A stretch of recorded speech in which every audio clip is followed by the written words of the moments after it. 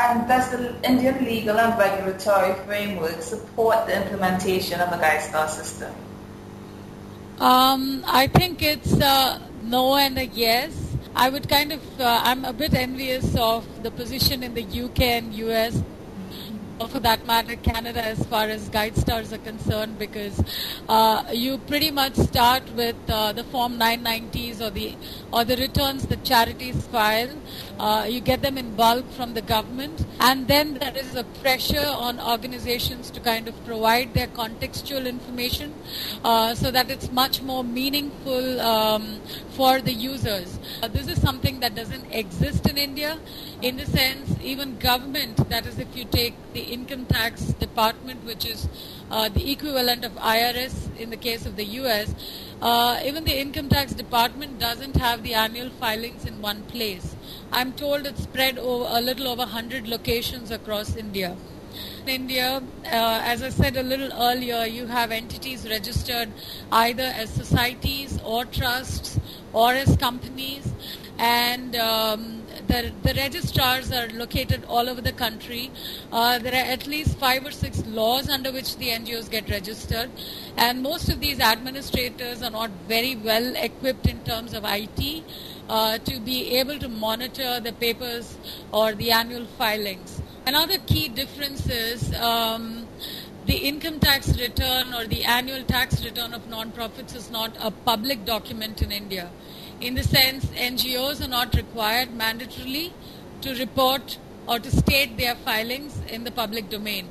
At the same time, I would say that because of the absence of any one comprehensive source, the need for GuideStar is most acutely felt in India. So whether you go to the tax authorities or the planning commission or the central statistical organization or a charities commissioner's office at any state, everyone is delighted to know that somebody is trying to put together a comprehensive online database that can be frequently updated.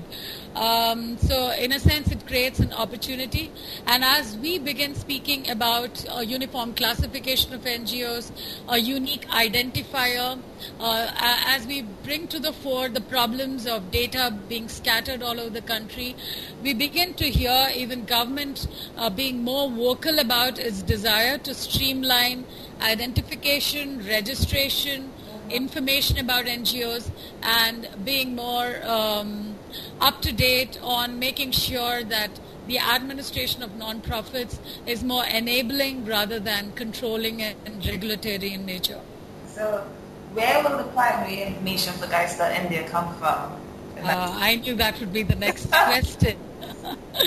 So you are in a country of 1 billion people with documents about NGOs scattered across the different parts of India.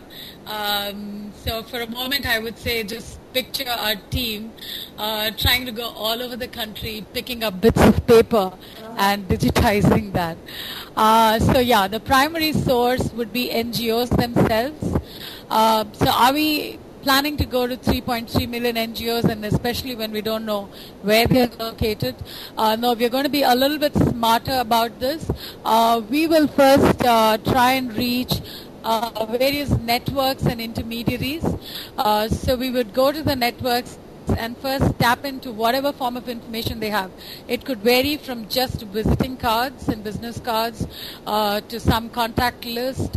It could be profiles of members. It could be annual reports to some of the intermediaries like Give India and Credibility Alliance, who have much more richer information with them. So we are partnering with all these organizations to get our database together. So I remember Buzz having said at the assembly that the GuideStar is like a big vessel.